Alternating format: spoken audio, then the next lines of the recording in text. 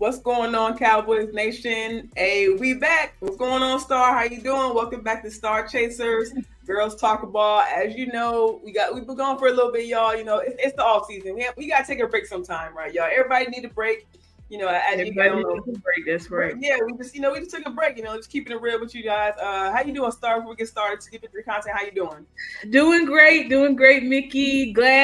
Hi to everybody in the chat. Glad to be back. Y'all know that we took a month off of this show, and then I've been like 2 weeks off of my other show with Big Game James. But glad to be back, guys. As Mickey said, you know, got a lot of content to discuss. I mean, but it's really been kind of a slow off season. If y'all looked at my description, I said it's been rumors and rumors about rumors. You know what I'm saying? There's so many rumors and I literally hate the off season. I'm not gonna lie, I hate the off season because it's just all of these opinions and think pieces, and we think this is gonna happen, but it's like they don't really know what's going on. Like, so exactly. I just saw a report right now that said Jane Slater reports that there's been no talks at all between Dak Prescott and the Cowboys. I'm like, listen, I don't believe nothing Jane Slater.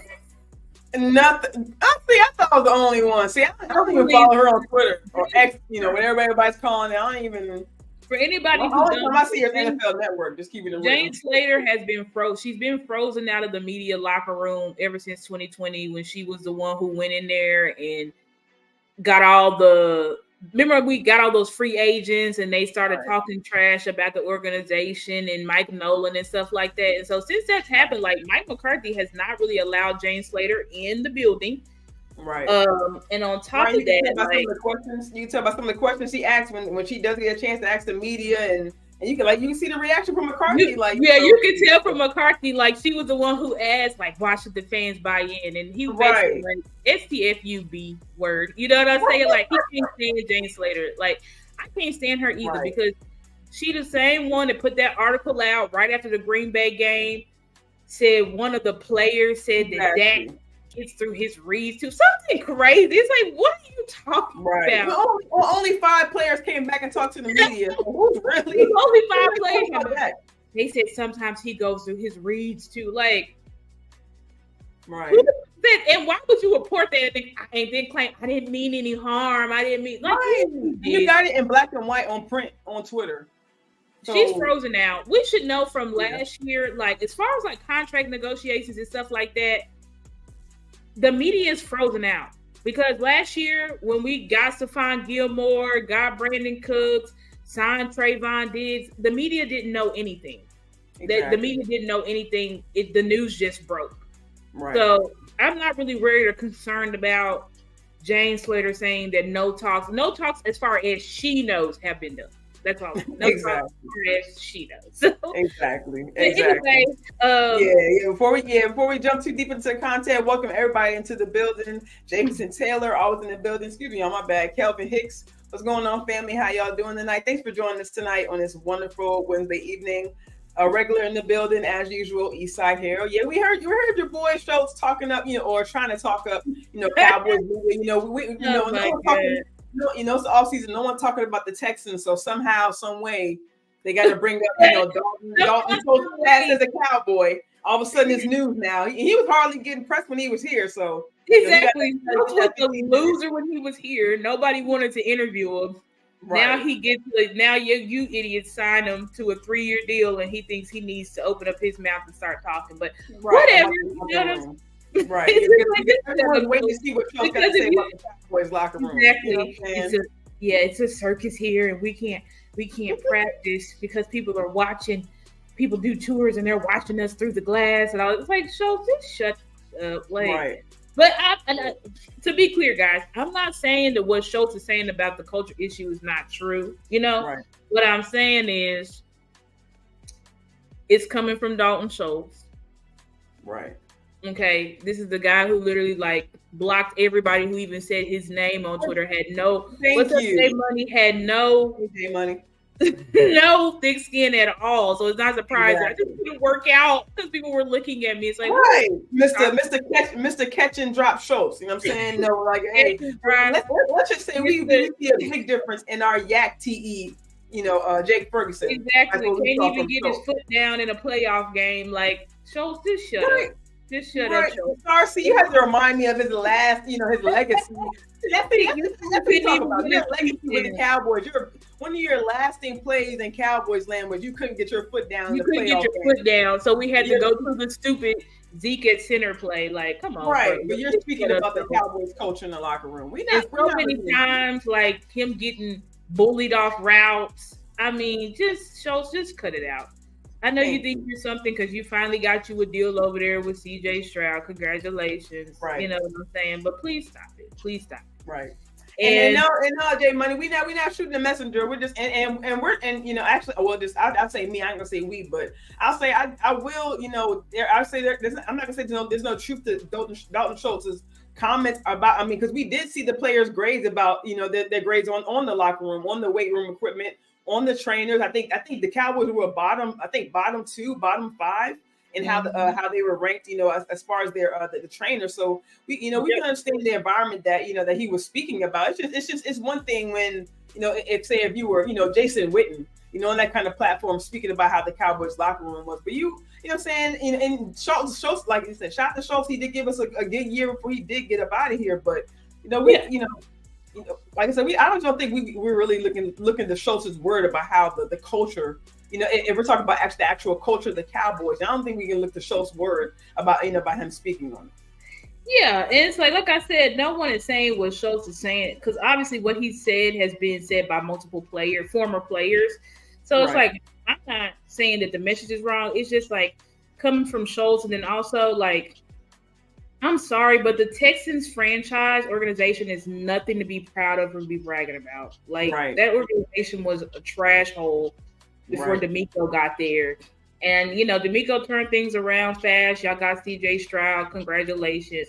But let's pump the brakes because the Texans have been a disaster. Right. Yeah, I think it's more – I just think it's more so the timing. Like you say, you just happen to be a part of the Texans now. You just got your contract. You know what I'm saying? Now you feel it's, now it's all of a sudden it's a culture topic with the Cowboys. So now you just feel the timing is right for you to be speaking about your former organization when all last year you didn't have a word to say about the Cowboys, even right after you left. I didn't hear anything. Exactly. He didn't have a single word to say about it. But all of a sudden now you got this new contract and now you need to go on the Pat McAfee show and culture of the Dallas Cowboys. It's just like, so whatever. You know what I'm saying? It's fine, Right. And like I said, like it's not that what he's saying is wrong because many former players have come out and said like it's obviously a culture issue in Dallas, right? So that's not the issue. It's just the issue is it's coming from Dalton Schultz. So it's just like okay, right. And that's actually a good segment. That's actually I'm sorry. No, I'm gonna say it's come from a player at the Texans. From the Texans is like, and y'all didn't do shit. Y'all went to the divisional round. Okay. We did that here. So pump the brakes. It's different when somebody like Cheetah Awuzie who said it when he was went to the Super Bowl. Exactly. You know what I'm saying? So it's like that's different with Cheetah Awuzie or somebody Cole like Beasley, it's different, right? Because Cole Beasley was here for a very long time with us. Then he left. He went to the Bills. I think they went to the AFC Championship. And Cole Beasley and Dez, they've never said specifically there's a culture issue in Dallas. They have said Jerry and them, they play politics when it comes to contract year. That's what they have said. This is a part of the culture. Exactly. Right. No one has ever really, besides Cheetah Awuzie, where he said, I think he just said like in with the Bengals, it's just like more, it's not bright lights, it's not about the bright lights, and I get that, you know what I'm saying? But here's what I got to say. I did make a tweet a while ago and I'm like, listen, we're the Dallas Cowboys. We're never going to not be the Dallas Cowboys. We're always going to have media. We're always going to, we've been the face almost of the NFL since the 90s, actually before that, right? Since the 70s. So we can't help what we are. We earned our right to be America's team. Regardless of what anybody says, we earned our right. Like we earned our 5 Super Bowls. Yeah, we did. Right.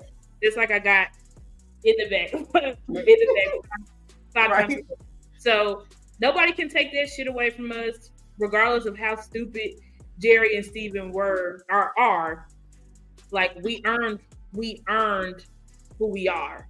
You know, right. So it's like, with that being said, it's just like, listen, like, we know that at the end of the day, like, there's issues, and we're going to talk about that. We're going to talk about culture issues and stuff like that, specifically with the team, because I think a lot of players, since we've been on our hiatus, a lot of players have come out and kind of spoke about what they feel like the culture issue is. I think personally, like, the culture issue I think there's a discrepancy between the culture issue amongst players and then what the content creators or the fans believe the culture issue is. Because see, you got the players' perspective, which Carson talked about the culture issue with Stephen A, right? Right. Yeah, that's kind of, we can definitely start there. Like, that's really, we just kind of see the discussion open up. Like you said, it's really just been a quiet off season. And me and Star were talking about this off camera, how last year we didn't really see like a lot of talking from, we saw Mike McCarthy kind of in and out with the end of season presser saying, what we're going to do. The Joneses were kind of deferring to Mike as far as decision making and, what he wouldn't talk about with the game plan, because, they kind of left it in his hands last year. So going to this year, of course, he's on his last year of his deal. Maybe they kind of see it, they have more of a leverage. So they're kind of speaking out a little bit more, maybe their plans going in 2024. Of course, they're not speaking openly about contracts and things like that. But we did, like Star was saying, they asked the same question, the culture question, is there a problem? We saw Steven being asked that. We saw Jerry being asked that. And really just the start of it kind of happened with Parsons having Stephen A come on his podcast, and he also went on Stephen A's podcast as well. We saw CD talking about a Star actually kind of mentioned when we talked about off camera about how really they were kind of honing on accountability. That's kind of why I asked the question here. Like, it's kind of been really just talk about culture, but is it culture or is it just accountability? These players stepping up. That was really a big topic at the end of the season and really going into the offseason. Have these players stepped up? Have these players, and we saw Parsons and CD speak about, what they could have done better in the game. What they thought could have came better from the coaches. As far as game plan. Parsons talking to Jerry, at the Super Bowl, saying maybe what he thinks the team needs. As far as that side of the ball. So it just really just been kind of like a snowball effect. Kind of started from there and just kind of spread. We saw Gilmore and Cooks talking about it. With Radio Row. After D-Law came out with his comments about being burnt out. And that kind of just, how do you feel about that, Star? I think we kind of touched on it, I know it was a while ago, as far as D-Law's comment talking about being burnt out. Actually, I don't think we even got to discuss that, because I don't think we've gone. So with the whole D-Law, with the whole D-Law, let me say this real fast, because I have lost my train of thought when I was talking about the culture, but there's a certain way that it's going to be in Dallas Cowboys land, because that's what I was trying to say. Like, we are the Dallas Cowboys. So we're going to have tours, we're going to have tours. We're going to have, it's going to be bright. It's bright lights here. That's what we are. We earned that. We're the biggest sports franchise in the world. Period. So if you're going to play for Dallas Cowboys, you have to understand that. There's no getting away from that. And I think fans, you kind of got to get your head around that, because we don't care about that, though. That's not really the issue. That's what I'm trying to say. The bright light in the media always, and all the perks that people get and all the commercials we get on and the media talking about us nonstop. Yeah, they're going to do that because, again, we're the biggest sports franchise in the world. Right. So they're going to do that. We pay a lot of people's bills. The issue comes into play with the accountability. And so that's when it comes accountability, and also a part of the culture issue is how our front office plays the media game when it's time for contract negotiation. Right. Those are the two issues in Dallas. Accountability with players which means not allowing the history of the Dallas Cowboys and the pedigree and all this stuff to get to your head to where you think you're something before you actually are something. What's up, JC? Glad to see you in the chat tonight. Hey, JC, how you doing? Good to see you. So that's an issue. And so how I felt about D-Law's comments is this. What D-Law said was wrong, period. That's my opinion. He should not have said it. He had to have known, and a lot of people are giving D-Law a little bit more slack than I'm giving them, because I'm like, D-Law, you've been in the league since 2014. We had one of the most embarrassing losses in NFL playoff history. Right. The first team ever to be beat. Don't forget, unfortunately, we can't forget we're the first team to ever lose to a 7th seed. Yeah, we're the first team in the NFL history to lose to a 7th seed. Okay. So for you to, because I hear some people saying, like he was caught off guard, and I don't understand how you was caught off guard. You went up there to talk to Shannon Sharp and Stephen A. Smith, two of the biggest public Dallas Cowboys haters, right? So what exactly did you think? Did you seriously think that Stephen A. Smith and Shannon Sharp was just going to sit up there and talk to you about you being a Walter Payton Man of the Year candidate? Right. And if you think that after you've been in the league for 10 years, I'm questioning your intelligence. I think this doesn't have nothing to do with how D-Law plays on the field. I'm very aware of D-Law's play on the field. Love D-Law's play on the field. So it has nothing to do with that, but it has to do with just like your mental capacity. Because it's like for you to think that you could go up there and talk to Stephen A. Smith and Shannon Sharp and they weren't going to bring up how the defense looked abysmal in that playoff game, like it's crazy to me. And then to say, hey, I'm gonna cut you off, Star. Look, B-Bird in the building. What's good, fam? What's up, Very B-Bird? good to see you. How you doing, fam? Hey, a legend in these Cowboy spaces. We really appreciate you, man. We really appreciate you. Right, B-Bird. He said culture and accountability goes hand in hand. Right. Yeah, I agree with that. So I think they coincide. That's what I'll say. They coincide. Right. But it's all about clearly defining so people know like what exactly are we talking about. But anyway, when it came to D-Law's comments saying we retired, like that's just probably the last thing on the list that you should say. Right. And I'll say one thing that I also didn't like about his comments is just kind of like I was kind of mentioning earlier, just the effect it had on, I don't think the effect it had on the other players, but just kind of everyone else's comments that kind of came after that. We saw Parsons kind of say, "Oh, I don't like you just said, Star. Like I don't know why he said it. He shouldn't have said that." Gilmore and Cooks, "Oh, I don't know what tire it is," So we're just not saying that. I'm not saying there's like any kind of divide in the locker room or anything like that. But like I said, I just don't like too much chatter in the offseason. I don't like. I'm just like I said, it's just me personally. Like we just see a lot of people, a lot of people talking, giving their opinions. It's just kind of like. It's one thing that, everyone had different opinions, but I want everyone to be talking about their performance in the game. Like, yeah, it's one thing. Okay, you say you're burnt out, but why? Like, why were you burnt out? Why were you guys playing that? Why were you having mental lapses? Just like you're saying, like you have your longevity in the league. Even down to Gilmore and Cooks. Yeah, they can offer their opinion on how game plans.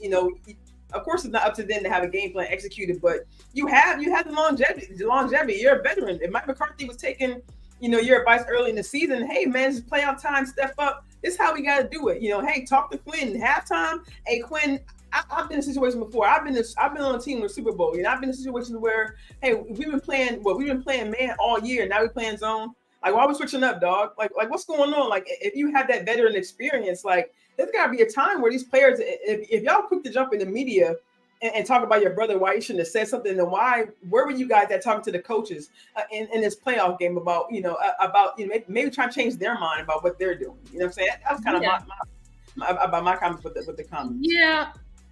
And I see what you're saying about that, because it's like, where was the passion and stuff like that during the game on the sideline? And see, that's kind of what like Parsons and CD talked about. How they did not step up as leaders. Exactly. During the game on the field. They said there were so many times in season, Parsons said, that we knew we needed to fix stuff, but we just kept overlooking it because we kept winning. And that's the issue. And you see, and some people believe that Parsons was taking a shot at D-Law when he was like, this is the culture issue that I'm talking about. But I don't think he's taking shots at D-Law, but he's taking shot at the perspective of players not holding themselves accountable. You know what I'm saying? Yeah. Of the leaders not holding the players accountable. Because it's like, D-Law, you're supposed to be the leader of the defense, right? You're the main leader. Micah's second, you're the number one. Exactly. When you go up there on national television and you say, we were tired. First of all, y'all's whole mantra all season was Super Bowl. Right. Super Bowl. Since last offseason, it was nothing but Super Bowl. That was all that was in y'all's mouth. And then you look like that versus Green Bay, and then you go up on national television and you say, we was just tired. Our legs. Right. Like there wasn't two other teams still playing or four other teams at the time still playing in the playoffs. And it puts, like, a lot of people haven't talked about it, but that put a bad stamp on the team. You saying it, right? Like, people won't talk about that because they love D-Law and D-Law is so real. And I get it. I get D-Law is so real. I get that he's got the best ever. I get all of that. That's all great. I understand that. But imagine somebody putting a label on you that's not true. You know what I'm saying? Like, right. Tired, that's definitely not it. You know what I'm saying? We was tired. You make yourself look like y'all just didn't show up. Word, but you make yourself look like PUSSY.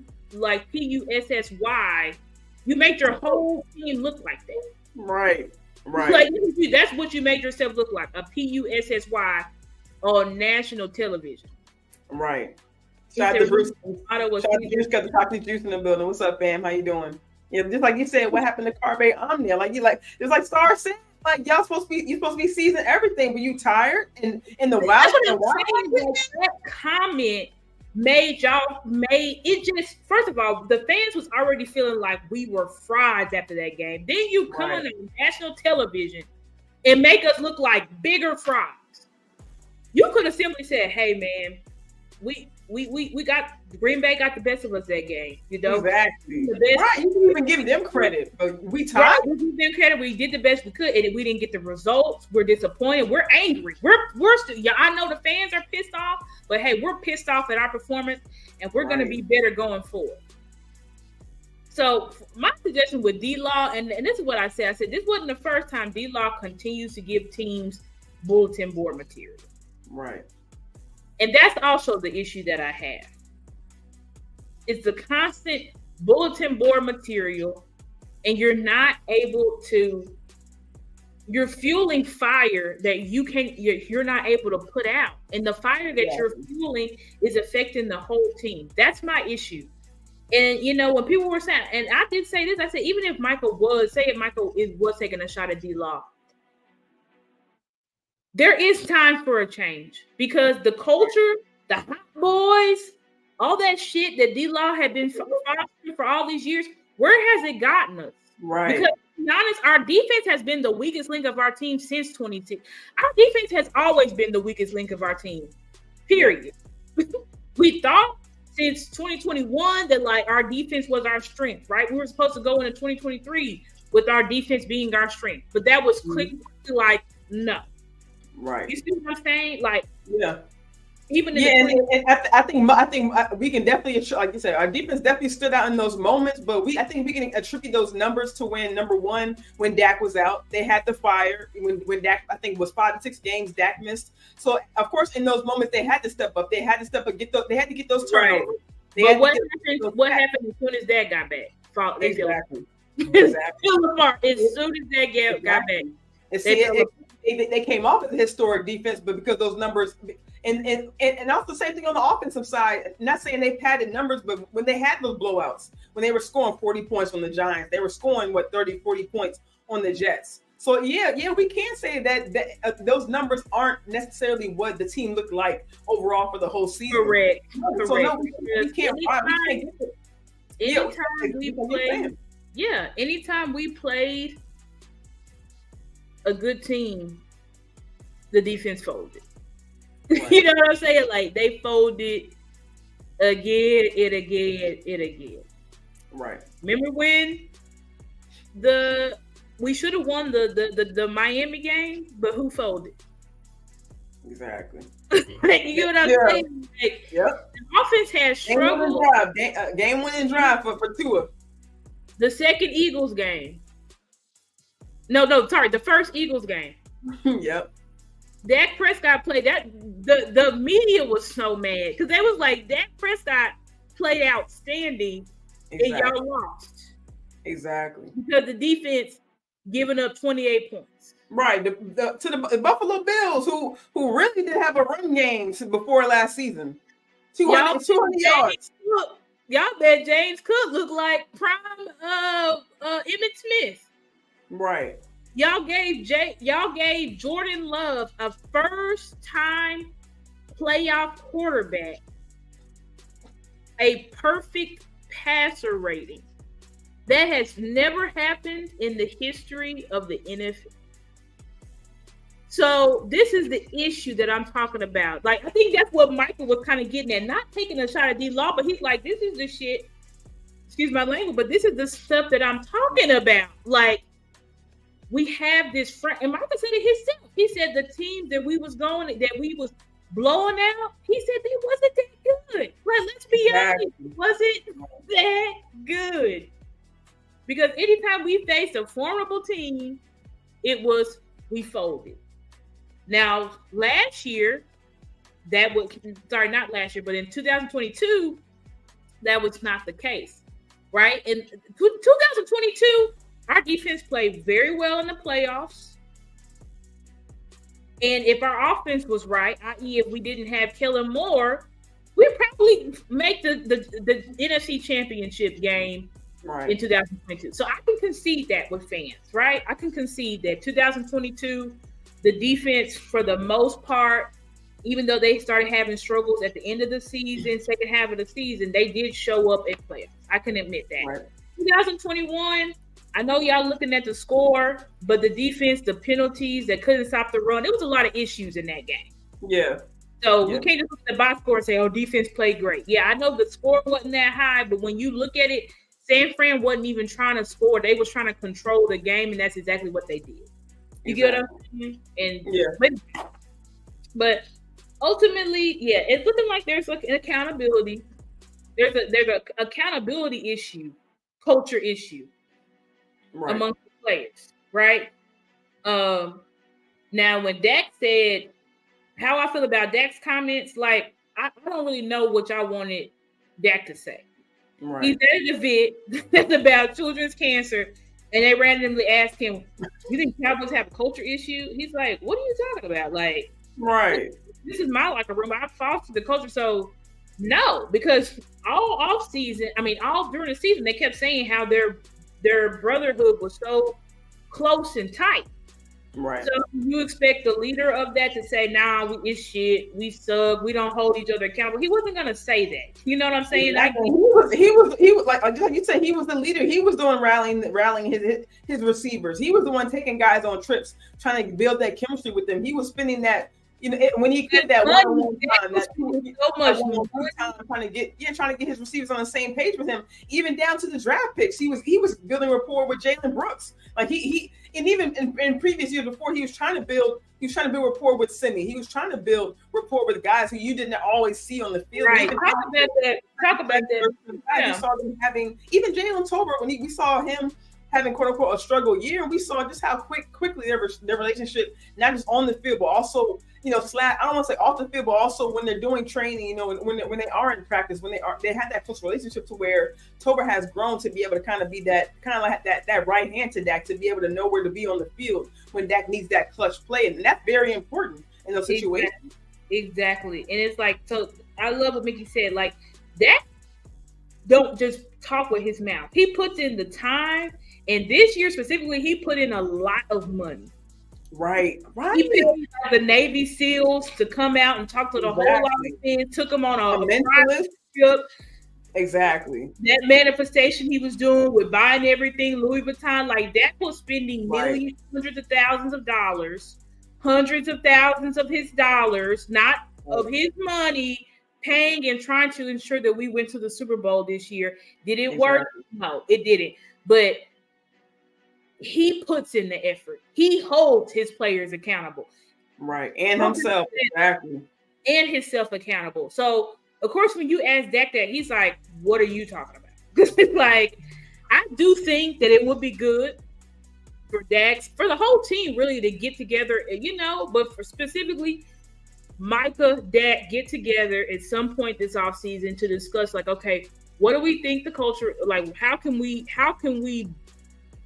counteract the culture issue, the lack of accountability? Because that's really what it is. You need accountability, and you need an emotional leader on the field when things are going.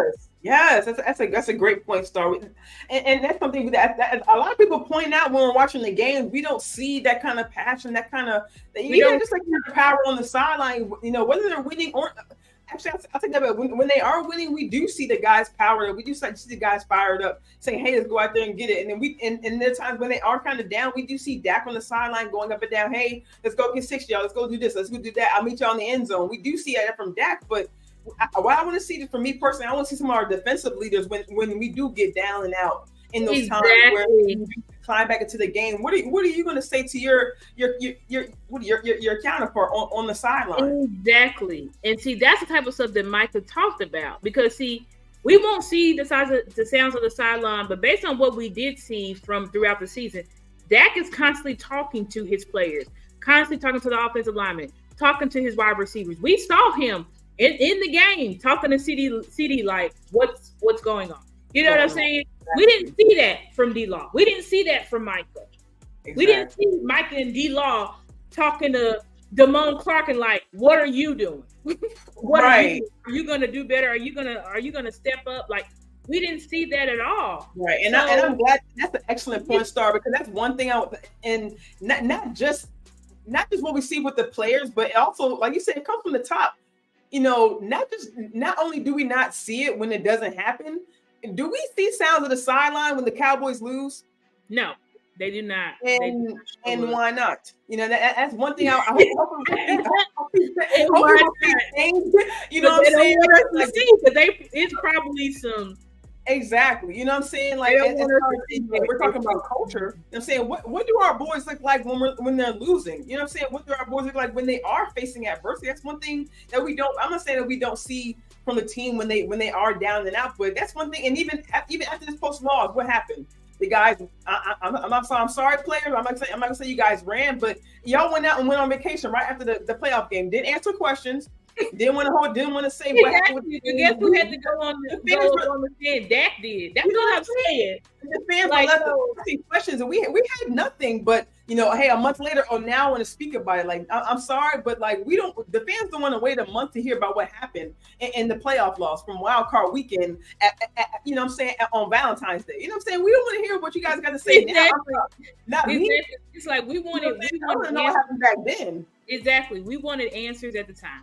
And we didn't get that because y'all was embarrassed. Y'all tucked your tail. But see, guess who had to stand on business? Dak Prescott. That's why I'm like, leave Dak name out. Like Will Smith said, keep my quarterback name out your mouth. That's what I say. My quarterback does everything he's supposed to do. Period. I don't care about mistakes that he makes on the field. All quarterbacks make mistakes. All players make mistakes on the field.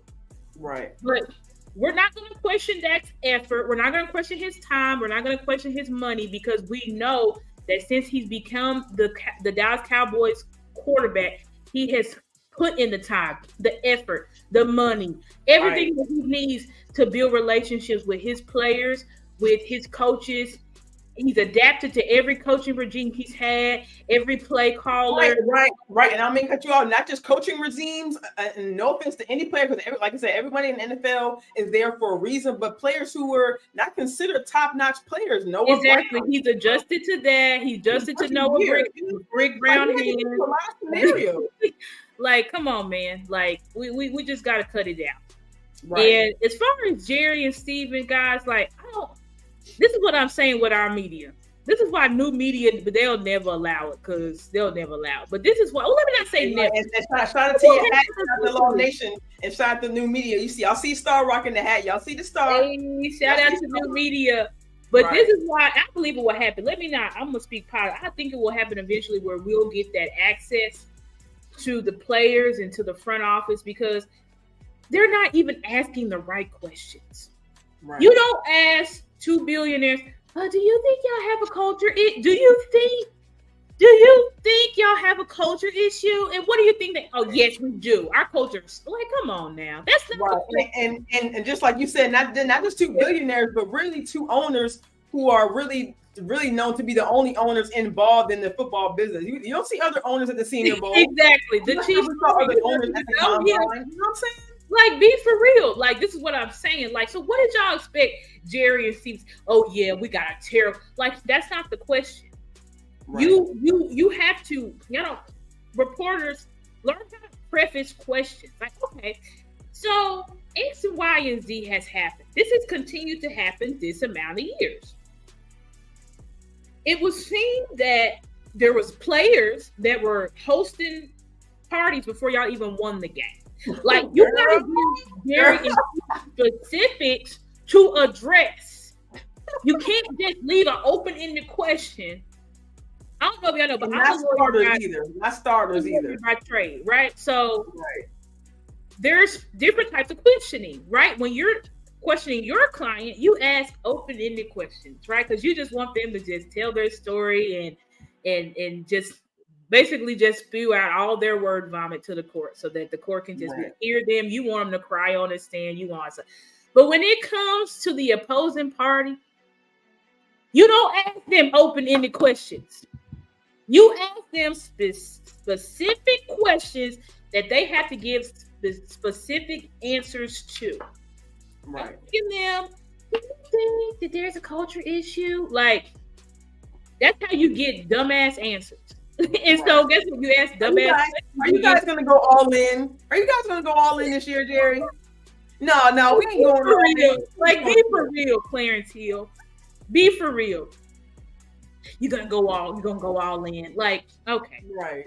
And I'll me stop the show, but shout out to B Bird, hitting our cash. I don't know if you hit you up, Star, hitting them a cash up at $5. We appreciate you, man. Really appreciate somebody did send me. Yeah, that you B Bird, yeah, Barry Bird. Shout out to B Bird. We appreciate you. B Bird for donating our cash app. We appreciate that 100%. Yeah, very much so. That'd be the media problem. Like, y'all not asking the right. Y'all gotta ask them specific questions. But see, they don't ask those questions because they don't want to get kicked out. That's why. Exactly. They don't want to get kicked out. And I know we talked about James Slater earlier, but sometimes you gotta be like that. Like, I don't like all her tactics. I definitely don't like how she moves, like Star mentioned earlier. Just certain things you don't do. You know what I'm saying? When you are allowed that access, but I will say that sometimes you do gotta have that, but in different ways. But you do gotta have that kind of that hardness. You have to hold them accountable. You gotta hold the front office accountable. That's the purpose of the media. Right. There's no person to hold McCarthy accountable. Like you said, why not hold the owners accountable in the same way? But you see the shit. So they constantly hold Mike McCarthy accountable. They constantly hold Dak accountable. But when Kellen Moore was here, they wasn't holding him accountable. When Dan Quinn was here, they wasn't holding him accountable. Speak. I get tired. The media never got any hardball questions or nothing like that in their press conferences. Why you're gonna ask Mike McCarthy, why should the fans buy into you? Why should they buy into the organization? Mike only been here 4 years. Ask them, why should we buy into this front office that's done the same shit for the past 20 plus years? Like, come on now. Exactly. You think Jane gonna ask those questions? No, she's not.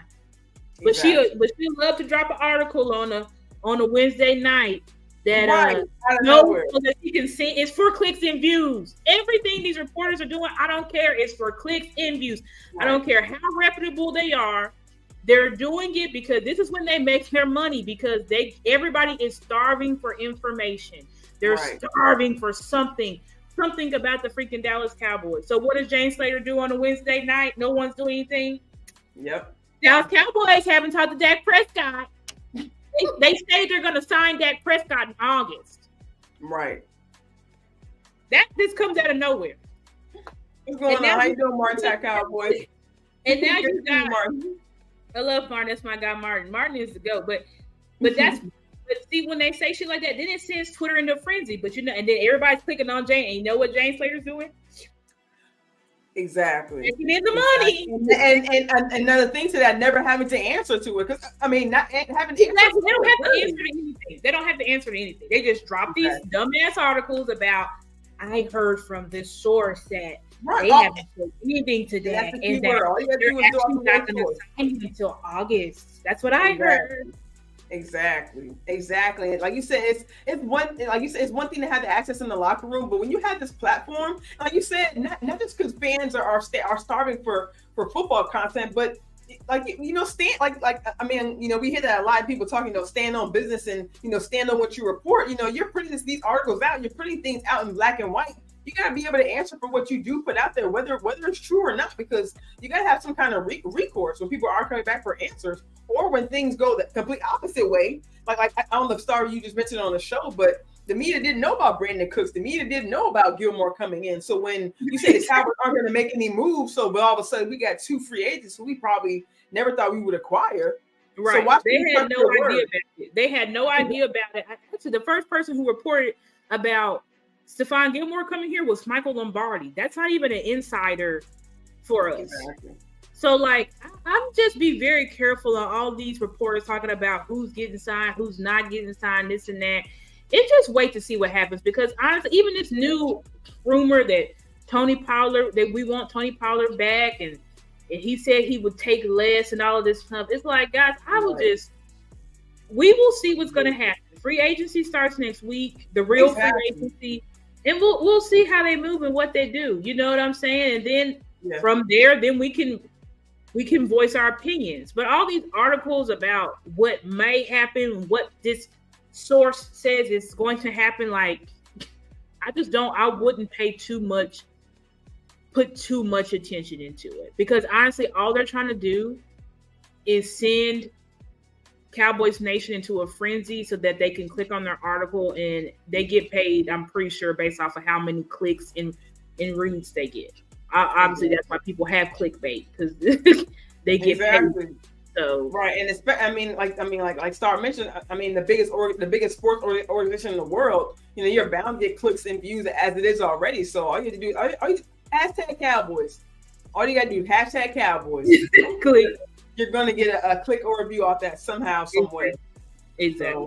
So as everybody know, I think it was, this past weekend, just came out the combine, big step, really, I'll say a big step in what I think in the progress of the Cowboys, because I didn't see this coming. I'll be honest with you, just seeing how the Cowboys operated in past years, I saw them hanging on to Tyron Smith another year. They say he's unlikely to come back. I still kind of see a chance, if he doesn't see, maybe what he, sees in the market, testing the market. I'm sure teams could use him. They always say and Jerry always says, teams are always looking for offensive linemen. So I'm sure there's a team who can utilize him. But like I said, I'm surprised. I thought they would somehow, some way maybe swing again. Because we saw last year, they kind of figured out his formula of not practicing and keeping him on the team, keeping him on the field health-wise. Right. So I just figured that, they might maybe, have him hang around for another year, maybe play backup, maybe play swing. You know what I'm saying? Maybe, but, I'm sure he wants to start somewhere. I mean, he's, all pro, you know what I'm saying? Definitely, a Hall of Fame coming up, as soon as he retires. So it's no question that, he deserves a starting position, especially with them, why not? You feel like he almost played a full season last year. Granted, he has had problems in previous years, as of late. So, like I said, I'm definitely surprised, best of luck to him, whether he does, go out to another team or come back, with a slight chance. But like I said, I'm definitely surprised, with Tyron Smith leaving, potentially And also with just kind of hook onto that before we start talking about the offensive line, Biotis possibly leaving as well. And we talked about that in other shows too. I know you was big on Biotis leaving, Star. So I'm not gonna say I'm surprised, but I want to get your thoughts on not just Biotis but Tyron as well, and how you think the future of this offensive line could be looking going into this next year.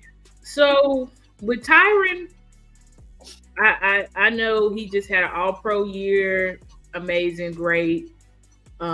We figured out a plan to keep him healthy for most of the year. But Tyron should have been gone, guys, like 4 or 5 years ago. That's just as prime, the bottom line. Like, we should have gotten rid of Tyron years ago. Because the best ability is availability. And having Tyron here has messed up our offensive line continuity for years, because he's either going to miss half the season, a full season. I think this year was the most games he's played since maybe 2014, 2015. Right. And the only reason why that worked is because we literally had to stop practicing him. We literally had to stop practicing him, which means that we can't, Tyler Smith or whoever that left guard is can't practice the combos with him. They're practicing the combos with, who do we run? Chuma Udoga. Udoga, yeah. The offensive line is all about synergy. It's all about everybody moving as one. Right. So for Tyron, because he's this all-pro vet, it works out for him. But what about everybody else on the line? You know what I'm saying? This is why we should have gotten rid of him. And I will say this. We're not the only teams that are getting rid of their injury-prone players. The Bills, the Packers are the two prominent teams that I see moving on from Right. Seattle, too. I saw Jamal Adams. He's being, I don't know if he'll go back again either. Exactly. These organizations are cleaning house because it's we love you guys and y'all are great when y'all play, but what's the chances that y'all are actually gonna be able to play well for us? And I'm sorry, but Tyron Smith, his ability has not really ever been in the question. But I did remember in that 2021 playoff game when he came back how he was terrible. You know what I'm saying? And he got his shit rocked by Nick Bosa, him and Lyle Collins. So, I just think I love Tyron. I'm sad because yes, it is another Hall of Fame player that we're gonna lose. If we don't re-sign him, it's another Hall of Fame player that we're gonna lose that we didn't win a Super Bowl with. I'm sorry about it. And that seemed to be a pattern. We see Zeke had to leave. It's a pattern. DeMarcus where he went, he had to go to the Broncos land. Like you just mentioned, Lyle Collins, he ended up leaving. We see a lot. I'm not saying. I got to take that back. Like you said, all pro. I'll say Tyron Smith. Zeke Elliott. We saw him leave. Not saying he was at his prime when he left, but these really, kind of just like these staple players. Right. We've had so many greats leave here. Right. And don't have Super Bowl. So I understand that sentiment for anybody who's upset about that. I'm upset about it too. Exactly. But the reality is, guys, trust me, I've watched the film. Y'all are welcome to watch the film on y'all's own as well. But our offensive line, we've got to get younger.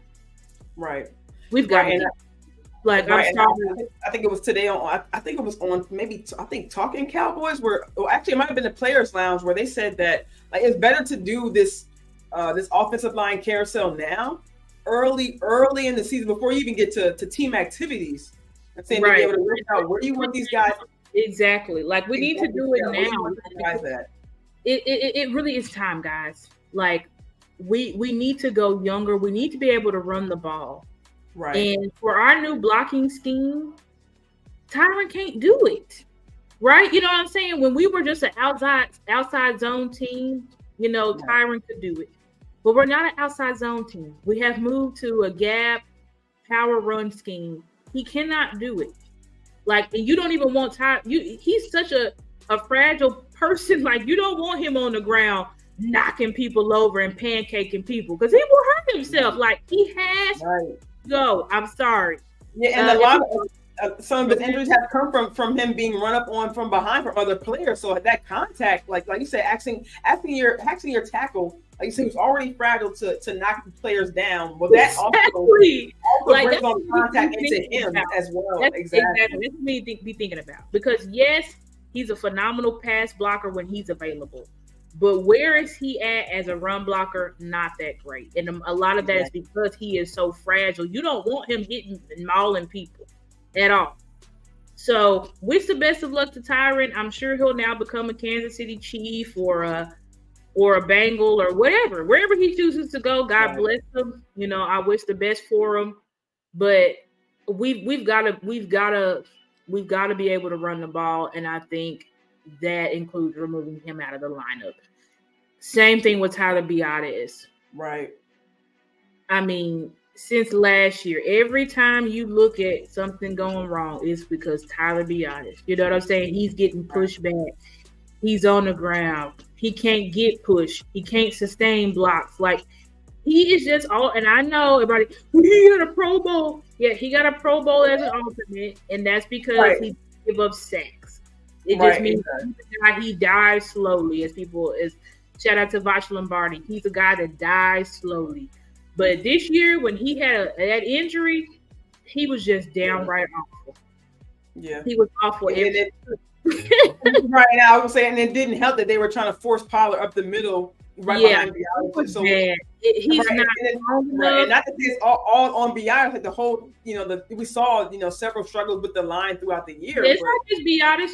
It was, Zach Martin too. Ooh, I know y'all don't want to talk about it, but y'all don't want to talk about it, but Zach Martin too. Speaking of all perennial players, coming up on their time, what I'm saying, we gotta be thinking about him too in the next year or so. You know what I'm saying? So talking about offensive line carousel, we have two potential starters going out this year, and a third one coming for the next couple of years. Like, this is something that I think this is Zach's last year under contract, so it's like we could bring him back. It's like, this is my thing about Zach, guys. Like, and I know y'all look at guys like, oh, well, look at Andrew Whitworth. He played till he was 40. Look at Jason Kelsey. He played till he was almost 40. Yeah, those guys were still playing like. Have y'all seen Jason Kelsey play center? This man was still. First of all, he's still fast at 36. Still pancaking people, knocking people over. Like, right. We don't see Zach Martin getting to that second level. Exactly. Not like Kelsey. To the second level, Zach is getting beat by no-name defensive tackles. I'm sorry, guys, but he's regressing. And he started regressing slightly last year, but y'all keep getting blinded by all-pro nods, which is at this point, Zach Martin is getting all-pro nods by name. It is not by what he's doing on the field. Right. Like, he's getting it because he's Zach Martin. That's it. But when you see him on the field, he is regressing. It started in 2022. It got worse in 2023. And he's going to be worse in 2024. Trust me, he's going to be worse. He's not going up. He's going down. It's just the natural fall of things. Right. I'm sad about it because we didn't get the longevity out of him like a Jason Kelsey or like an Andrew Whitworth. We didn't get that. Those guys, they could have kept playing, but they're like, listen, I got to retire. I'm 40. I'm almost 40 years old. I got to retire. I got kids that are 3 years old. Like, I got to get out of this. That's the only reason why they left. It's not because like they regressed. It's because they decided I gotta leave this. Like, because if I don't, I'll just stay here forever. But with Zach Martin, unfortunately, his regression hit faster than those guys. And so another reason why I was mad today is because I'm like, look at this. We let two guys that we literally made and developed, Connor Williams and Connor McGovern, walk out the building, and turns out both of them are freaking centers. Position in college. We never tried them at center. We only played them at left guard, which was not either of their positions. And then, but we developed them into pretty decent left guards, even though their true position was, I think for Connor Williams, it was tackle center, and for McGovern, it was right guard center. We never played them at those positions the whole time that they were here. And then we didn't trade them. We just let them walk. So the most we get is some crappy compensatory pick for them. Right, which kind of seems crazy at this point because we always hear well, I'm gonna say always, but I know in the most recent offseason, we always hear things about position flex and trying guys out of different positions. So that's it what would be Mike McCarthy says. But then when right. we see the offensive line, like look what they did to Tyler Smith. Why didn't Tyler Smith get kicked out to left tackle, but they kept running Chuma Adoga out there, even though it was clear that Chuma Adoga was better at guard? See, that's also the culture shit that we talking about with the front office. Right. Because they make these decisions based on money. It don't be about what's the best football decision. It's about, well, if we move him to tackle, then he can request tackle money. And so we can keep him at guard. Like, that's what they do. Because Mike McCarthy is all about offensive line versatility. Right. Mike Solari, our new offensive line coach, he's all about offensive line versatility. But for some reason, we're not seeing any of our players switch positions. They moved around. Right. Exactly. Locked into this one position. So when your coaches are saying they want this, but it's not happening, it's the front office. Right. It's the front office.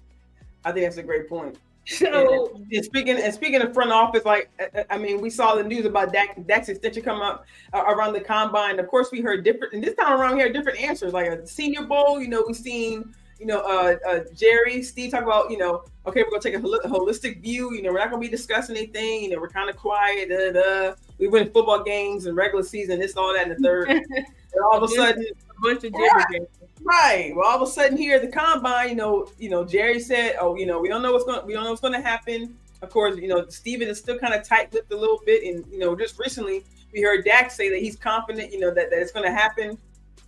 Both sides know that's good for the number. So, it's definitely, at least for me, a little bit more relieving, to hear Dak say it's going to happen, because I ain't gonna lie to y'all. When I heard, Jerry talk about something we don't know, and Jerry talk about, Steven talk about something, well, we don't have to get it done right now. Like, I ain't gonna lie, because like I said, I kind of took a step back on social media. But when I saw that, like, I ain't gonna lie, I tweeted out, like, you know what? At this point, just blow it up, because I'm done. I'm so over the talking. Like, if y'all gonna do something. But if you're not, leave it alone. You know what I'm saying? Just wait till, what I think is what this week before free agency actually starts kicking off. I think it's next Wednesday where it kicks off the 13th. So like until then, just keep quiet. But like Star said, we all know Jerry and Steven will be out there talking. They got to get their 2 cents in, because they got to get. They got to make headlines. Like at this point, when Jerry and Steven talk. And guys, they've been doing this type of stuff for years. Don't forget the Zeke Who. Don't forget D-Law is no Khalil Mack. Don't forget any of that stuff. Okay? That's what they do. When they play hardball, the only time we didn't see them do it last year was with Diggs and Terrence Steele. And you want to know why? I thought it was, they're keeping their mouth closed because they're following Mike McCarthy and they're trying to do things. And turns out the deals were terrible that the players got. It was basically like pushover deals. Yeah, it was bend over type of deal. So it's like, of course, that's why they didn't talk about it, because the players just caved in and signed the deal that's like wasn't that great. Right. Trevon Diggs, he would have broken the market if he decided to go anywhere else. Exactly. He didn't want to go anywhere else. So he took a not that great deal. And I know, well, he's getting paid like top 5 APY or whatever. But I'm like, when you look at the way the deal is structured, it's not that great. And I feel like it's the same for Terrence Steele. So just like, but that's what this front office does. Whenever you go against the grain, this is how the front office handles contracts. And I hate it, but this is just how it is. If you bend over for them, they're not going to solely integrate you. A lot of people like to bring up, because they're like, I think, front office, they don't believe in Dak, they hate Dak. I'm like, it's not about not belief and hate. It's about, if in Dallas, they believe that every player should bend the knee because this is Dallas. Right. They're like, we're the richest sports franchise. You're going to get these deals and all this stuff. So you need to bend the knee. But see, this is the issue. The players that bent the knee, you see that Steven and them keep asking them to bend the knee more and more and more and more and more. It doesn't stop. Yep. If you don't bend the knee, you're gone. This is why people like, you think Dak didn't see Romo going on the boat, Romo playing golf with Jerry, Romo doing all of this stuff. And look how they did Romo. Look what they did to Romo. Yep.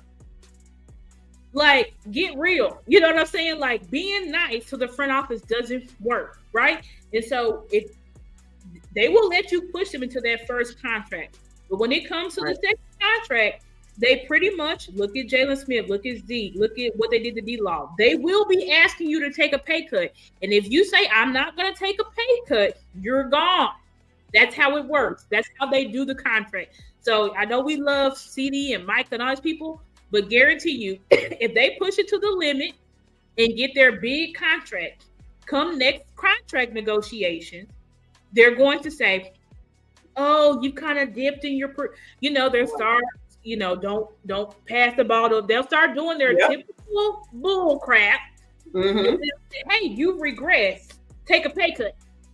And then the players are like, nah, I ain't take a pay cut. And then they're gone. They release them. Right. Exactly. And just like you said, and then we end up losing the player who, depending how long they spent their time here, we end up losing the player who, like you said, who they develop, who they groom. And all of a sudden, you don't get to see the end of their career. You don't get to see them retire a Cowboy. You don't get to see your great Tyron Smith retire a Cowboy. That's really why I'm shocked, because how can you really envision Tyron Smith anywhere else? And Tyron Smith gave them signed the most team friendly deal a person could sign.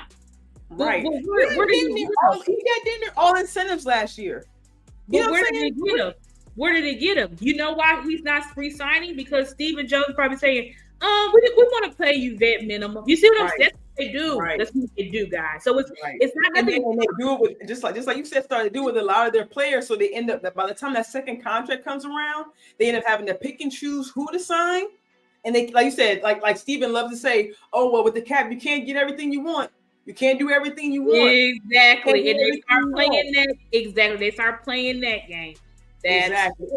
And like you said, Star, like I'm uncontrolled, but not just playing the game, but they end up being stuck in these positions because they do that. They do that to these players, but they wait to the very last minute. They wait to the last minute. They have to pay them the large contract. That's what they do. They play hardball with these contracts. Steven plays hardball with contracts because he believes, like I said, every player should bend the knee. But the problem is you can't bend the knee in Dallas, because once you bend the knee, you will forever keep being asked to bend the knee over and over and over again until you're left with no self-dignity.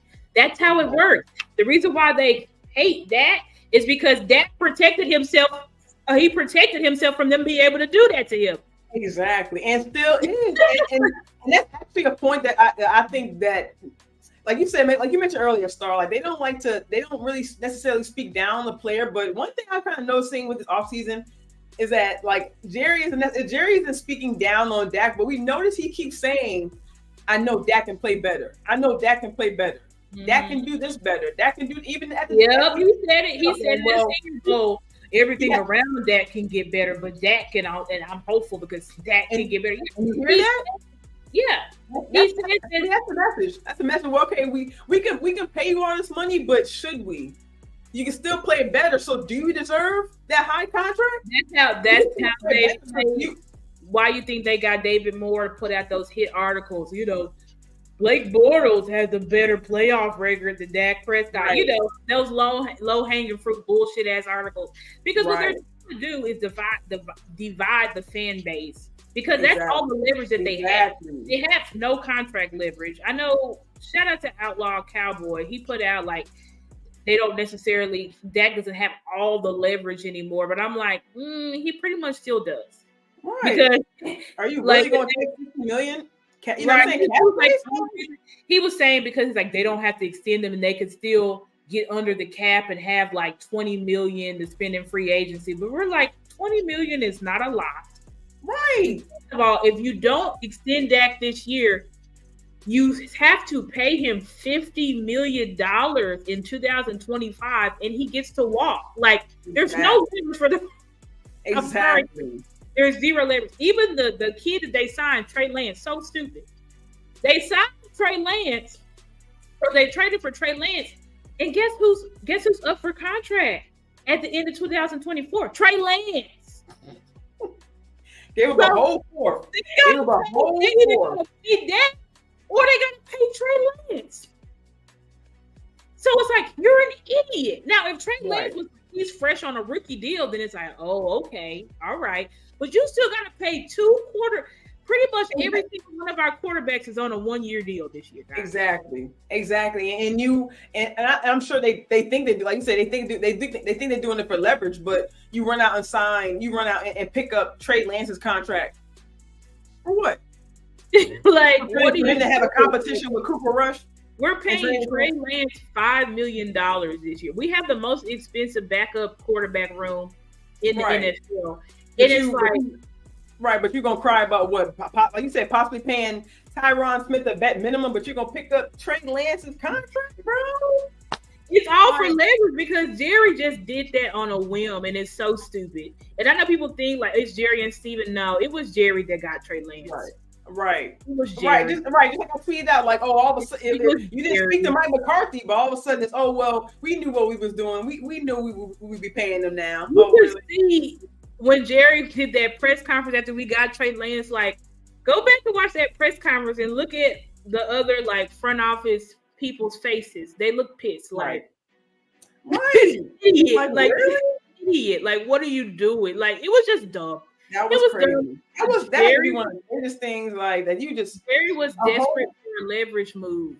And so, y'all, I'm telling y'all what Jerry gonna do. Let's say that they don't extend Dak before the summer. Let's say James Slater's article is true, which I don't think it is because they're not gonna allow James Slater to be right. But let's say James Slater's right, and they don't sign Dak till August. All they want to do, guys, and y'all gonna see it, they just want to start a QB controversy to divide the fans because that's all they have. That is literally all they have. So what they're gonna do. Dak is gonna go to Cabo because I don't think Dak's gonna show up to training camp without a contract. So Dak's gonna go to Cabo. CD might too because that's what I was gonna say earlier because he's on. Yeah, he you think he's gonna hold out? Why haven't they talking about the next week? But it's like CD gonna show up with 1-year contract. And because they're waiting, they're being idiots and waiting for Justin Jefferson to get paid. CD can ask for more from Justin Jefferson, like right. And you know what I heard today, Star? They said what's his name? Mike Evans got like 30 something. I mean, no, he got like I think like 25. He has 25. So CD and Justin Jefferson will be getting backup QB money. They will be getting paid $30 million APY. Exactly. So, but really waiting for Evans to get his contract. They're putting it off because they think that they got the leverage. They're idiots. So it's like Dak and CD, they're gonna go to Cabo forever. They're gonna go on the train. They ain't going to the train. Just like Zach Martin, they gonna stay out because they're gonna be like, I need my money. And so you know they're gonna have Trey Lance. Like you said, like, hey, it worked for Zach Martin. Exactly. So you know what they're gonna do, guys, and y'all gonna fall for it. I'm not gonna fall for it, but y'all gonna fall for it. They're gonna have Trey Lance, and in the QB1 position because Dak's not here, and Jerry's gonna spin it. He's gonna be like, yeah, Trey Lance, he looks so good out there, and he definitely deserves to be a starter somewhere. He's so good, and y'all gonna get in a trance because Trey Lance. Shout out to Wild Nation. He said Trey Lance can really hit those accuracy drills, where they throw the ball in the hoop. So. Woo! Y'all gonna start. And we heard from Jerry's mouth himself saying that, well, we know what Trey Lance is as a person, but as a player, we don't know much about him. Exactly. So y'all gonna be the contract. Exactly. So y'all gonna be caught up in the accuracy drills, and then Trey Lance, he gonna throw a deep ball to Jalen Tolbert. Y'all gonna be like, oh, that's exactly what they want. And y'all gonna fall for it because y'all gonna be like, maybe we should let an all-pro MVP quarterback go, and then we could just sign Trey Lance. The guy who barely played in college and high school. But we can bank our future on Trey Lance because he really got that strong arm. He got a stronger arm than Dak, and he got this and that, and he's more athletic than Dak. You're gonna start hearing it. There might even be some content creators that's gonna start. Trust me. I think everybody's gonna slightly start getting fooled. I'm not getting fooled by it because I don't give a damn about you. Like, I don't care about it. But trust me, there's gonna be some people be like, "Oh no, Trey Lance looking good out there. He's looking good in the 5-on-5 drill and the 7-on-7 drills and blah blah blah blah." I'm gonna tell you that's the only leverage that Jerry had. What they should do is ship Trey Lance's ass out of here to the Vikings and get us our picks back, Right. that we can get more draft. Okay. Because this right, is they better if they so-called believe, love their draft capital and love, draft guys love, drafting, developing, believing in their own guys and all this. Okay, so what moves are you gonna make in the draft? Like you said, Star, like are y'all gonna use it to your advantage? Like I don't know if they run out and sign Trey Lance and then turn around and trade him, but I mean we never know. We only have a first, a second, and a third round pick. And then our next pick is like the 7th round, like 6th or 7th round. Yep. Yeah. I think I heard today we have around quite a few holes too. And then two 7th round picks. We have no 4th, 5th, or 6th round pick. Right. So that's a huge gap. So we got no pick. And then you got a front office who doesn't play in free. So this is what we're trying to tell y'all. Like, it's not about Trey Lance being good. We've had two for the past 18 years. Right. We've had two multiple Pro Bowl, All-Pro, MVP type quarterbacks. For the last 18 years, we've had that. Right. So if Trey Lance is that, great, fabulous. Trey Lance is that. They lucked into it. They lucked into those two quarterbacks. They lucked into those. So say we lucked into Trey Lance. Say Trey Lance is gonna be a Pro Bowl, All-Pro quarterback. Let's just say that, right? That doesn't matter because of how we team build. Like that doesn't matter. Right. We've been done. Right. I mean, we were just MVP quarterback. We've been done that for 18 years. The problem is how they build the teams around. Exactly. So we were literally just here talking about how we could possibly have a offensive line carousel for our current quarterback. So what are we trying to plan for our future quarterback if he's going to be that? I'm telling y'all, if we don't wake up, it's going to be this. We're going to start hearing. Let's say we let Dak walks, he becomes a Steeler. Now we got Trey Lance, and you know what? Stephen and Jerry they're going to start peeling the same shit.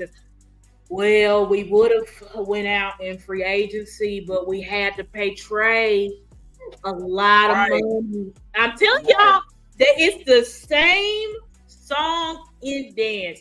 It's not about the quarterback. It's about putting pressure on the front office to build the team properly, to stop castrating and sullying and denigrating their coaches. Right. That's the problem with the front office. If they could just back out of football operations and leave it to the coaches and leave it to Will McClay, this would be a great organization because Jerry and Steven do a great job with building the brand. They do a great job with that. That's what they should be focused on. They shouldn't be focused on football decisions. That is the problem. They're involved in football decisions, and that's why we haven't gotten anywhere for years. But y'all somehow keep thinking that it's the quarterback when we have, again, for the past 18 years, we've had multiple Pro Bowl, All-Pro, MVP type quarterback. Right. Like, they're not the problem. I promise you, with everything that I have, they are not the problem. But exactly, if y'all keep believing that they are, they'll just remove Dak.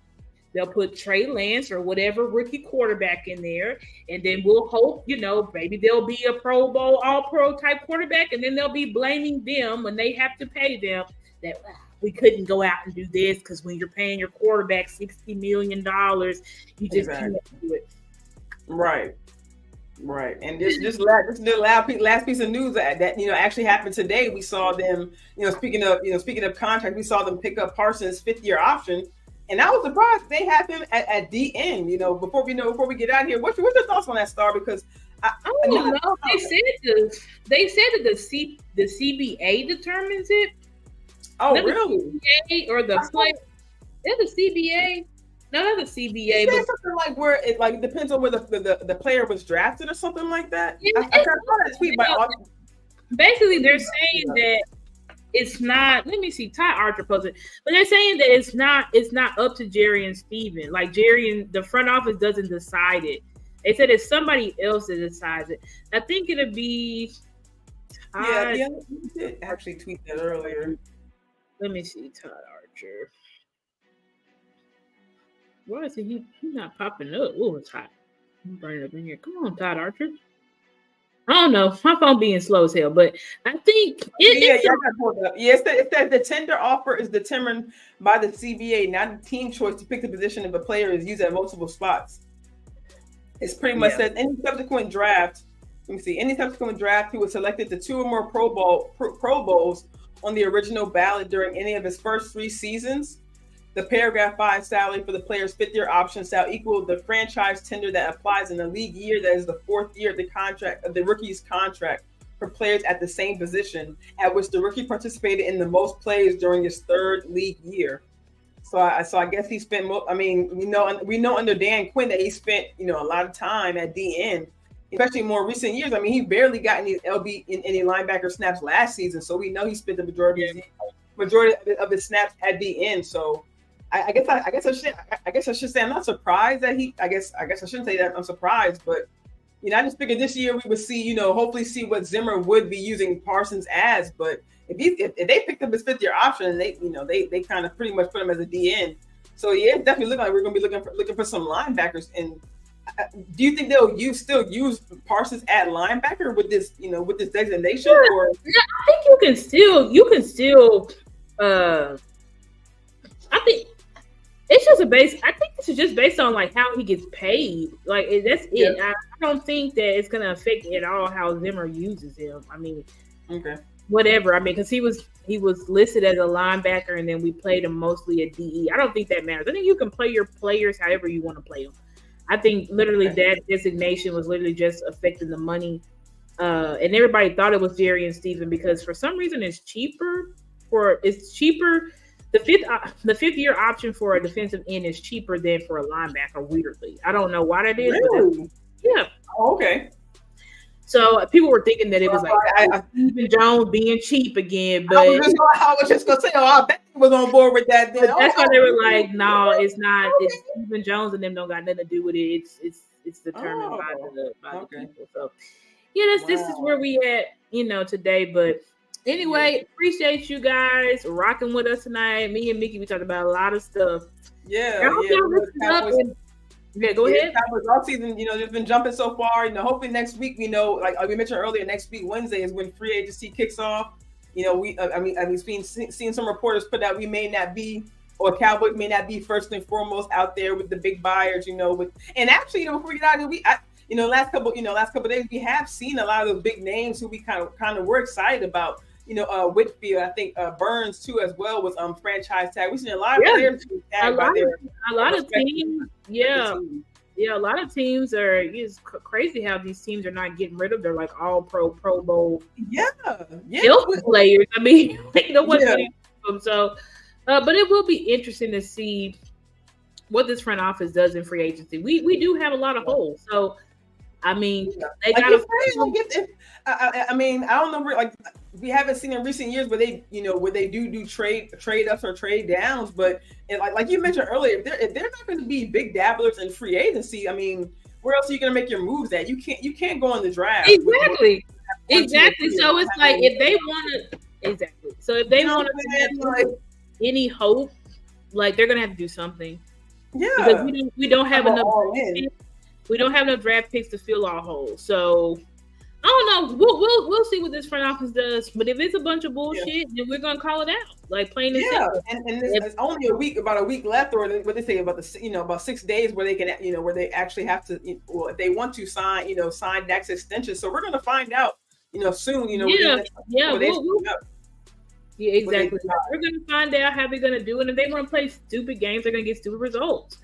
And I'm sorry, but like this year, I'm not going to be drinking the Kool-Aid and selling dreams or something like that. Because if I know our team's not properly built in the offseason, and we're going to know early, like from this starting point on, if they decide to extend Dak, if they decide to make moves of free agency, it's like even if they wait till August, like look at that distraction, right.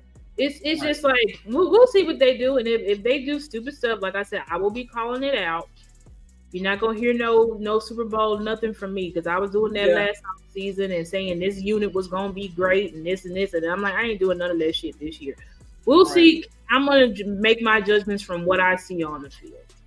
Yeah, that's just what we gotta do, because last year we just drank too much of the Kool-Aid, and then we ended up getting disappointed. But the proof was in the pudding. We just couldn't see it because we believe. Yeah, and we want to encourage more fans to kind of be like that. Like, not saying don't drink the Kool-Aid, but just keep your eyes open. Right. Like earlier, keep your eyes open to how they talk, how they speak, how they use their words. Like we know how they operate already as it is. They do. Like, pay attention to how the team is playing in season, like in big moments. Like, all of that stuff will point you to, are you even going to make the playoffs? And if you do make the playoffs, like, how are you going to play? Exactly. So, as far as when just to close out, like with a lot of these coaches on 1-year deals, we got Dak. We got McCarthy. The assistant they hired.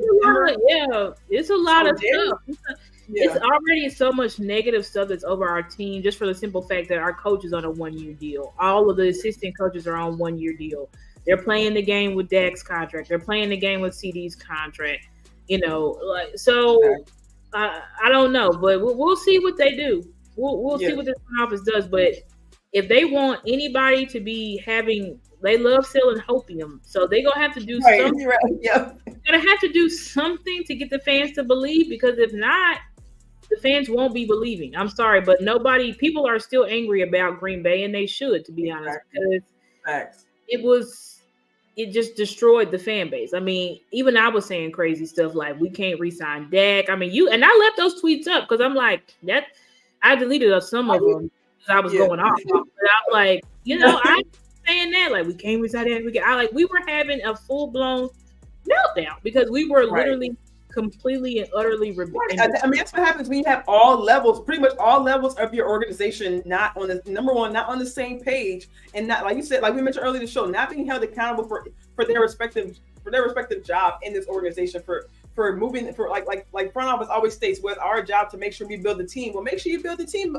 appropriately. As a head coach, make sure you come up with the right game plan. As a quarterback, make sure you execute. The receivers got to make sure you're on the same page with the quarterback. It's like to preach during the season. If you do, like, if everyone that does their job, it should work out right. Right. To make sure everybody does their job, but unfortunately, we had a defensive coordinator that sabotaged us. But I won't get into that tonight. But I just think ultimately we will see, how things pan out. But it's okay. Like, hold the anger in your heart still. It's like, remember, it's just like in Game of Thrones when she said the North remembers. Like, you got to remember Green Bay. We got to remember Green Bay, and so that we never just in Buffalo, but really Green Bay, so that we never blindly just drinking the Kool-Aid again. Because, like I said, it will have you saying crazy stuff. I think I even said, like, let's trade Micah. I said a lot of crazy stuff. I was angry as hell. Now, I'm not gonna lie, like, I was fully confident that we were going to beat Green Bay.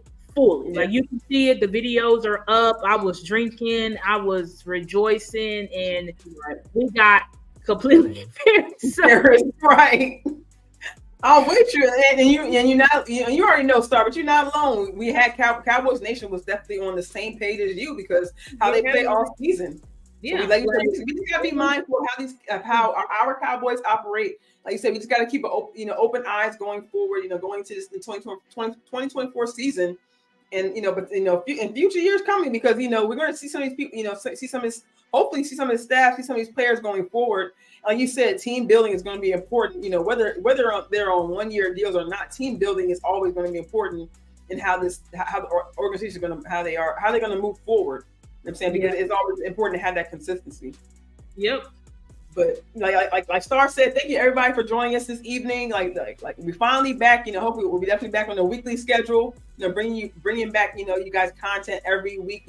At least, like you said, Cowboys season is still alive and well. We are in the off season. We got free agency coming up, draft around the corner as well. So it's definitely about to start picking up steam. So it's never really been a slow season, but it's definitely about to start picking up now. So before we get out of here, make sure you guys hit the like button, hit the share button. If you guys listening on Twitter, give us a like, give us a retweet. You know, I don't know if I don't know. I haven't checked your followers, Star, but I'm definitely still on the you know, the journey trying to get 200 subscribers. I'm one subscriber away, I'm y'all. still on the journey. You 1 subscriber away. I'm still like 20 something. So, well, I don't know what I did, like 179. Like I'm like, yeah, like 20 something away. So yeah, y'all help me. Please subscribe to my channel. I'm gonna get back into things. I had a lot of stuff going on in my day job, so haven't been able to go live as much. And I'm gonna be honest with y'all, I haven't really been inspired that much. You know, I haven't been inspired that much to really do content, but I think I'm able to get back on the horse. Things should start. The truth should start coming out, because it's like I don't want to report on rumors, you know. Right, my brothers and sisters who do it, you know, because they do it, but I just don't feel inspired by that. And I don't want to put out any content that I'm not inspired, that, you know, I'm not really feeling, because it's like I do this because I love it. I don't do this because, you know, I get money from this or anything like that. Like the other content creators, they get super chat. Their channels are big enough so that they get, you know, some type of compensation. Their Twitters are big enough to where they get, even if it's just $10, they get some type of compensation. I don't get nothing besides y'all's donations, and thank you. I mean, we do appreciate it, and you guys' time as well. We definitely appreciate you guys' time being here as well. It's just like you said, we all need a break. You know what I'm saying? Like Star said, you know, we just need time to step back and like I said, just speaking for me, honestly, I was just really just frustrated with my Cowboys. Like I did have a lot of personal things going on as to why I wasn't going live, but I'm not gonna lie, the Cowboys loss was a part of that, because like before we get just quickly before we get out of here, like I mentioned this, you know, as much as we kind of get to this team, you know, between not just September and December or January, but you went to 2 games this year. Like you give a lot of time, you give a lot of money, a lot of effort. It's a lot of time, guys. Like making and you do start not taking it personal, but like you said, when you're giving that time, you know, you are giving your money, not just buying things, but going to games, going to camp. You know, me and Star are both definitely active last season, so you know, it just I'm sure for other Cowboys fans as well, other content creators out there, you start feeling like you have that kind of connection with the team. So yeah, we do feel that let down just a little bit more. It does hurt just a little bit more when you feel like you invested that time in, like, damn, like your team does you. Exactly. You spend your time, your money, your effort, and it's like your team goes and does that. It was just right. And then no explanation behind it. So you just, I'm not gonna like me personally as a fan, I just felt like, you know, like, and the Cowboys owe us anything, but I did feel like, you know, I just wanted a little bit more from our, you know, from our. They do owe us. They owe us, because this organization would be nothing without the fans. Like it's because of the fans, like the fans that created America's team, and all, you know, it's the fans that go to the games and pay all this money for the memorabilia and all this stuff. Like we put so much into this team. And, you know, we deserve respect. You know what I'm saying? So, but we'll see what the front office does. But, you know, we love our team, because our team was something before the Joneses. And, you know, it'll be something after it. You know, we just want, and it's not like, and I'll say this and we can get out because I do got to go. But I don't hate Jerry and Steven. Like, they have good qualities. There's some things that are just bad about them. And I'm like, if y'all could just change this, like we could be a lot better. But I don't know what it's going to take to get them. But I think what's going to take is for us to just keep speaking out and up, so that we can get the results that we want. But anyway, thank you guys. Love y'all. Y'all can see all my social medias down in my description. And hopefully we'll see you guys next week. Thank you for you guys' time. Hope you guys have a great rest of the night. We'll see you guys next time.